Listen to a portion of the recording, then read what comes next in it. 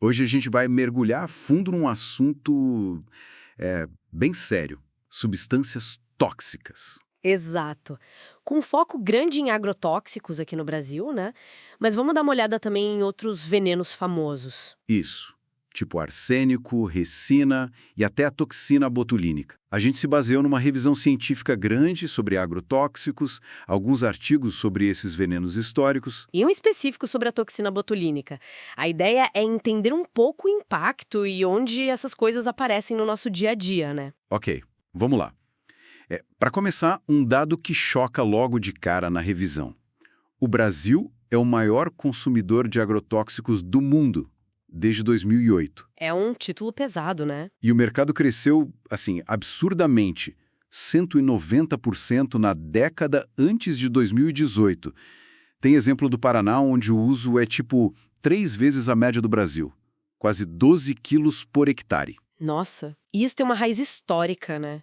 Vem lá da Revolução Verde nos anos 60, 70. Ah, sim. Aquela modernização focada em produtividade com químicos. Exatamente. E teve muita política que incentivou isso, sabe? Crédito agrícola que só saía se usasse o pacote tecnológico, registro de produto barato, isenção de imposto, tipo ICMS, em vários lugares. Facilitou bastante o uso massivo, então? Com certeza. A própria lei de 89, que define o que é agrotóxico, meio que coloca eles como essenciais, né? Eu entendi essa ligação. E aí, essa revisão científica, que olhou mais de 100 estudos entre 2011 e 2017, o que ela encontrou de impacto no ambiente? Olha, os impactos ambientais são claros. Contaminação do solo, da água, rios, reservatórios, água da chuva. Até chuva. Sim. E no mais doido, até em lagos dentro de cidades, como acharam em Cascavel e Fortaleza. E assim, um ponto bem preocupante foi achar substâncias que já eram proibidas, tipo HCR.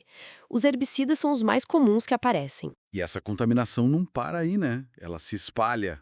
Não mesmo. O que é, assim, complexo de ver é como afeta a cadeia toda.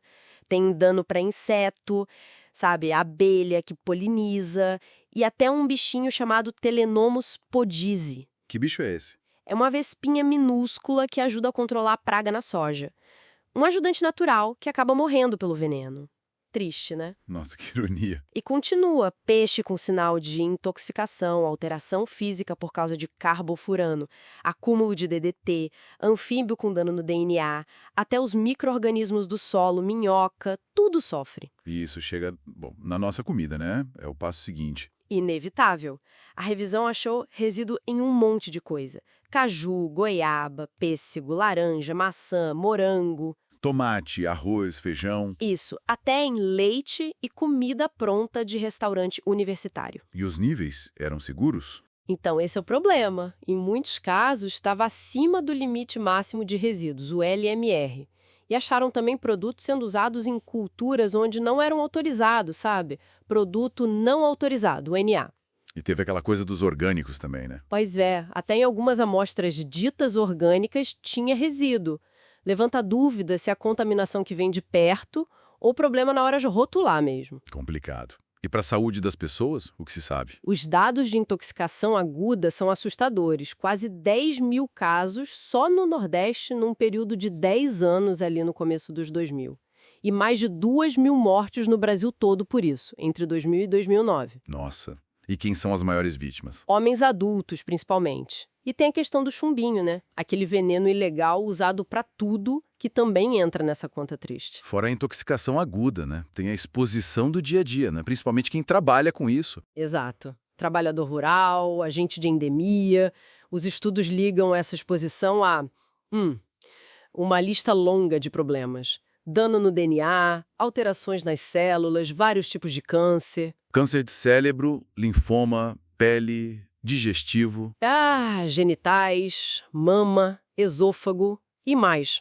Problema respiratório, mental tipo depressão, ansiedade, até suicídio. Problema neurológico, tremor, no sangue, no fígado. Hormonal na tireoide, reprodutivo, perda de audição. E na gravidez também, né? Malformação, bebê prematuro, nota baixa no APGA, micropênis, é muita coisa. É pesado. E a própria revisão fala que falta estudo sobre o efeito de comer um pouquinho todo dia, sabe? A exposição crônica pela comida, que pega todo mundo. E falta entender mais a fundo as causas estruturais, o que leva a esse uso tão intenso. O cenário dos agrotóxicos é bem complexo mesmo. Mas essa nossa relação com substâncias perigosas não é de hoje, né? Vem de muito antes. Com certeza. A história tá cheia disso. E a natureza também. Pega o arsênio, por exemplo. O rei dos venenos. Exato. Era o favorito na antiguidade. Por quê? Sem cor, sem cheiro, sem gosto. O trióxido de arsênio, o arsênio branco. Uma dose mínima, tipo do tamanho de uma ervilha, já era fatal. Tinha até aquela lenda da água tofana na Renascença, né? Sim, um suposto cosmético com arsênio que dizem era usado para se livrar de maridos. Coisa de história, né? Imagina. E a ricina veio da mamona, né? Isso. Extremamente potente. E relativamente fácil de fazer. 0,5 miligrama, só isso, pode matar um adulto. Lembra do caso das cartas pro Obama? Mostra que ainda é uma ameaça, tipo bioterrorismo. E teve a cicuta também, né? Famosa por causa de Sócrates. Sim, a cicuta é outro clássico trágico. E aí a gente chega na toxina botulínica, produzida por uma bactéria, a Clostridium botulinum. Ao Botox. É a origem do Botox, sim. Mas a toxina em si é uma neurotoxina poderosíssima. Ela bloqueia a comunicação do nervo com o músculo, impede a liberação de acetilcolina. E aí que tá a dualidade que você falou, né? Exatamente. É considerada a substância mais letal que existe. Dizem que 1 grama do tipo H mataria milhões de pessoas.